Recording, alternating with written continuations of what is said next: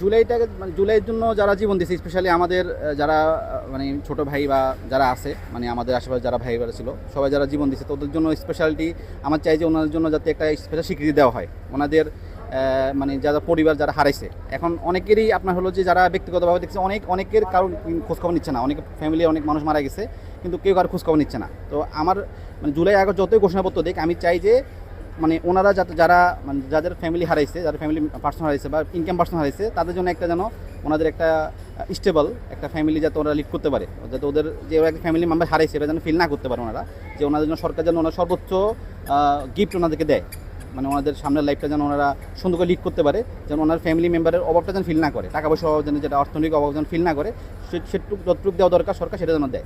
না, ব্যক্তিগতভাবে আমি গভর্নমেন্ট চাকরি করি, তো আমাদের হলো যে গভর্নমেন্ট থেকে মানে আমাদের মানে অফিসিয়াল থেকে সরাসরি নিষেধ করছে যাতে এরকম কোনো আন্দোলন আমরা না যাই, সেজন্য আমাদের অংশগ্রহণ করতে দেওয়া হয়নি। এবং ফেসবুকে আমাদের নিষেধাজ্ঞা ছিল, সরকারিভাবে এটা আমাদেরকে শক্তভাবে বলছে যাতে না দিকে।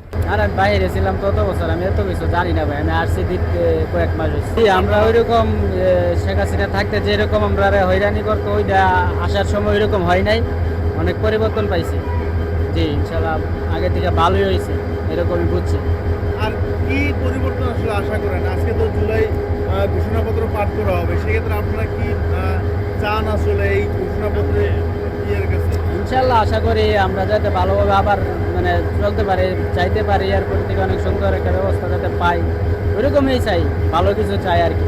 আসলে তেমনভাবে কিছুই হয় নাই, কারণ এই যে 1 বছর হয়ে গেছে, অথচ মানে অনেক যে ইয়াগুলো মানে আমাদের দেশটা এখনো অনেক পিছিয়ে আছে অন্য দেশ থেকে। তো ওইভাবে যদি আমাদের শুধু সরকারই পারবে না দেশকে ঠিক করতে, আমাদের জনগণকে সতর্ক হতে হবে। এবং যেটা যে আমি একটু আগে আসলাম, আমি যাব ভৈরব এই চট্টলা ট্রেনে, তো ট্রেনে আরও 3 ঘন্টা লেট হবে। তো এই যে এটা তো কোনো দেশের ইয়া নাই, নিয়ম নাই। আমরা ভার্সিটিতে লেখাপড়া করি, ওইখান থেকে আমরা তাড়াহুড়ো করে আসছি, এসে থেকে ট্রেন 3 ঘন্টা লেট হবে। অথচ জাপান বা অন্য দেশগুলোতে 10 সেকেন্ড লেট হলে এটা জবাবদিহিতা করতে হয়। তো এই 1 বছর হয়ে গেছে কিন্তু আমরা ওরকমভাবে কোনো কিছুই পাই নাই, আর দ্বিতীয় কথা হচ্ছে যে এই শুধু এই কোনো দল, ঠিক আছে, কোনো দলের একাকিত্ব কোনো প্রভাব না যে তারা দেশ স্বাধীন করছে, সব মানুষ এখানে ছিল, কিন্তু দিন শেষে গিয়ে সবাই এটা পাচ্ছে না। হাতে গোনা কয়েকজন এই জুলাই যোদ্ধা নাম বিক্রি করে চাঁদাবাজি করতেছে, অনেক কিছুই করতেছে, কিন্তু আমরাও ছিলাম, অনেকেই ছিল, অনেক রিক্স হলাম, আমরাও ছিল, আপনারাও ছিলেন। আমাদের দাবি হচ্ছে যে আমরা সুন্দর একটি বাংলাদেশ চাই, এবং এই বাংলাদেশে যে এই সকল প্রকার সিন্ডিকেট ভাঙতে হবে, এবং দ্রব্যমূল্যের দাম সহ প্রত্যেকটি সিন্ডিকেট ভাঙতে হবে, এবং প্রত্যেকটা সেক্টরে দুর্নীতি মুক্ত করতে হবে। তাহলে আমরা এটাই আমাদের দাবি, আমাদের আর কোনো দাবি নেই। ছিলাম এবং আরও আমাদের অনেকেই ছিল, আমাদের ফ্রেন্ড সার্কেলটা ছিল, কিন্তু আমরা কিছুই পাই নাই। ওকে, আপনি যদি আজকে যদি মানে যে এই দিনে, গত বছর এই দিনে যদি শেখ হাসিনা পলায়ন না করতো, সেক্ষেত্রে আপনার কি অবস্থা হতো মনে হয়? কি আর অবস্থা হতো, দেশ যেভাবে আছে সেভাবে থাকতো। নিজে সাপোজ নিজে পলায় গেল, বা এখন পর্যন্ত দেশের তেমন তো কোনো উন্নতি হয় নাই, কিছুই হয় নাই, ঠিক আছে ভাই, কিছুই হয় নাই।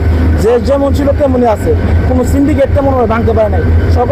আমরা সবাই চাই, আমাদের সাধারণ জনগণের একটাই চাওয়া, সকল ক্ষেত্রে সকল সেক্টর সকল প্রকার সিন্ডিকেট ভেঙে দেওয়া হোক, এটাই আমাদের চাওয়া। অন্তর্বর্তী সরকারের কাছে প্রত্যাশা যা ছিল অনেকটাই পাওয়া হয়েছে, আর বর্তমানে তো আরো সরকার মানে আছে কিছুদিন, আরো এর ভিতরে দেখতে পাবো আরো অনেক কিছু হবে। যেমন আগে অন্তর্বর্তী সরকারে আসার পরে আপনার যেমন বিভিন্ন চাঁদাবাজি বা বিভিন্ন অনেক বেশি ছিল, এখন অনেকটা কমে আসছে।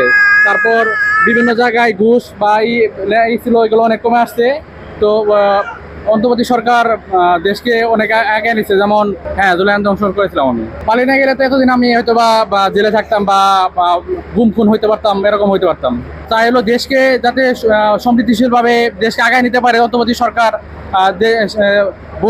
বহির্বিশ্বে যাতে দেশকে আরো উন্নত করতে পারে, এটাই আসলে সেখানে আমি সরাসরি কোনো মিছিলে কোনো আন্দোলনে আমি সরাসরি শরিক ছিলাম না, কারণ আমি একজন মাদ্রাসার টিচার। এই কারণে আমাদের মাদ্রাসা থেকে ওরকম কোনো সিস্টেম ছিল না যে সরাসরি অংশগ্রহণ করার জন্য। আমি ব্যক্তিগতভাবে কোনো আন্দোলনে শরিক ছিলাম না। শেখ হাসিনা 1 বছর হয়ে পালিয়েছে, এটা শুধু ব্যক্তি থেকে না, পুরা দেশের জনগণ এবং ছোট থেকে বড় বৃদ্ধ সবাই আন্দোলনে শরিক ছিল। সবারই একটাই প্রত্যাশা ছিল নতুন বাংলাদেশ, দুর্নীতিমুক্ত বাংলাদেশ।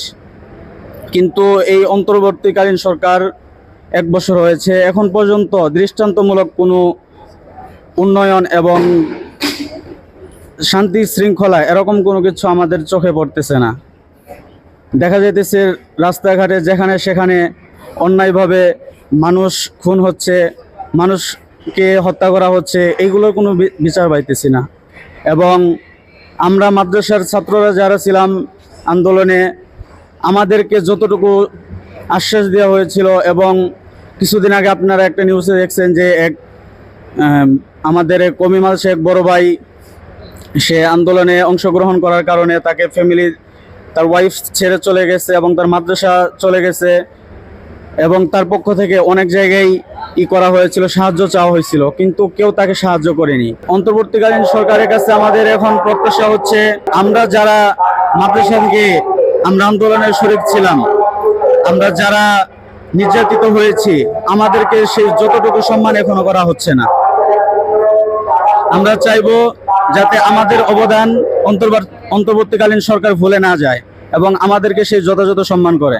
এই তো এখন ট্রেনে বুকিতে যে বুকিং নাম প্লেট যে লেখা হয় সেটাও কিন্তু নেই এখানে, মানে আর কোনো কথাই নাই বলার। কি বলবো, আমি পার্বতীপুর থেকে আসার সময় ট্রেনে হয়ে আসলাম এসি বুকিতে টিকিট কাটার পর সেটাও কিন্তু মানে এত কষ্ট, এত সাউন্ড যে বলার বাইরে। এখন আজকে যাচ্ছি নন এসির টিকিট, কিন্তু বুগিতে কোনো নাম প্লেট। তো সামান্য এই ছোটোখাটো জিনিসের ব্যাপারে কোনো উন্নত না। আমার কোনো চাওয়া নেই অন্তর্বর্তী সরকারের কাছে, আমার কোনো চাওয়া। আমার এখন চাওয়া কি, মানে নিজে এখন খেটে খায়ে মানে জীবনটা পার করতে হবে, এবং কারো কাছে চায় কোনো কিছু লাভ নেই। আন্দোলনে শুধু মিছিলে আমরা বের হয়েছিলাম, যেদিন আন্দোলন ছিল সেদিন আমরা মিছিলে বের হয়েছি। আসলে আমরা যে জুলাই অভ্যুত্থানের যেটা চাচ্ছিলাম, আমরা ওই পর্যায়ে এখনো যেতে পারি না। আমাদের এখনো গ্যাপ আছে, অনেক ল্যাপস অ্যান্ড গ্যাপস আছে, এগুলো আমাদের পূরণ করা দরকার। আমাদের সব ক্ষেত্রেই, যেমন চলাচলের ক্ষেত্রে, তারপরে হচ্ছে আপনার মিছিল মিটিংয়ের ক্ষেত্রেও স্বাধীনতা দরকার আছে। সবাই যাতে স্বতঃস্ফূর্তভাবে বাংলাদেশকে করতে পারে, এই লক্ষ্যে আমাদের কাজ করা উচিত। আমি আসলে ওইভাবে অংশগ্রহণ করিনি, কিন্তু সাপোর্ট ছিল, না করলে তো আর ওইভাবে মানে স্বাধীনতা পাওয়া যেত না। বা আমি ওইভাবে কোনো দলেই ছিলাম না স্বতঃস্ফূর্তভাবে, কিন্তু এইটা দরকার ছিল। মোটামুটি তাই 1 বছর তো ভালোই গেছে, এখন বাকি দিন কিভাবে যাবে সেটা পড়ালাই জানে, সেটা তো আর আমরা বলতে পারবো না। বাকি দিন যেভাবে যায়, মানে সরকার যেভাবে চালাবে সেভাবেই তো যাবে নাকি। সবটাই যেন ভালো হয়, জনগণ যেন শান্তিতে নির্বিঘ্নে চলাফেরা করতে পারে, থাকতে পারে, মানে দ্রব্যমূল্যের ঊর্ধ্বগতি না হয়, সীমিত থাকে, মানে এইগুলি আর কি। এটা তো সবাই জানে যে কি অবস্থা হতো, আস্তে আস্তে তো দুর্যোগ নেমেই আসতেছিল এই আর কি। বিসমিল্লাহির রহমানির রহিম। পরম করুণাময় অসীম দয়ালু আল্লাহর নামে শুরু করছি। আসলে পরিবর্তনটা অনেক গণতান্ত্রিক, এটা পরিবর্তন না হলে কোনো মানে মানুষের মৌলিক চাহিদা কোনো উপকার হয় না। আসলে সরকার পরিবর্তন হওয়াতে আমরা খুব আশা রাখি যে সুস্থভাবে নির্বাচন দিয়ে জনগণের সেবামূলক কাজ যেন হয়, আমরা এই প্রত্যাশা রাখি। বিশেষ করিয়া যে এখন রেলে যাব, প্রত্যেকটা ট্রেন যেন টাইম মতে, সুন্দর সুশৃঙ্খলভাবে সময় মতে শিডিউল ঠিক থাকে, এটাই সরকারের কাছে প্রত্যাশা। এবং দেশের সব দিকে সরকার যেন খেয়াল রাখে, এই প্রত্যাশা রাখি। বাংলাদেশে যেন সুস্থ, যে রাতে যে কোনো ভোট না হয় এবং গোপনে যে কোনো ভোট না হয়, প্রকাশ্যে দিবালুকে সুন্দরভাবে প্রত্যেকে যেন মত প্রকাশ করতে পারে, ভোট দিতে পারে, সেই ব্যবস্থা যেন সরকার করে, এটাই আমার প্রত্যাশা। যে নির্বাচনটা যেন সুন্দর হয় এবং একবারে মানে স্বচ্ছ হয়, সে আশা রাখি। ইনশাআল্লাহ আশা রাখি ইসলামী দল ক্ষমতা যাবে, ইনশাআল্লাহ পরিবর্তন আসবে, ইনশাআল্লাহ আশা রাখি। মূলত আমি একটা প্রবাসী, আমি দেশে কম থাকি, দেশের খোঁজখবর রাখি, তো আশা রাখি এবছর ইনশাআল্লাহ ইসলামী দল ইনশাআল্লাহ আসবে, ক্ষমতা পরিবর্তন হবে ইনশাআল্লাহ।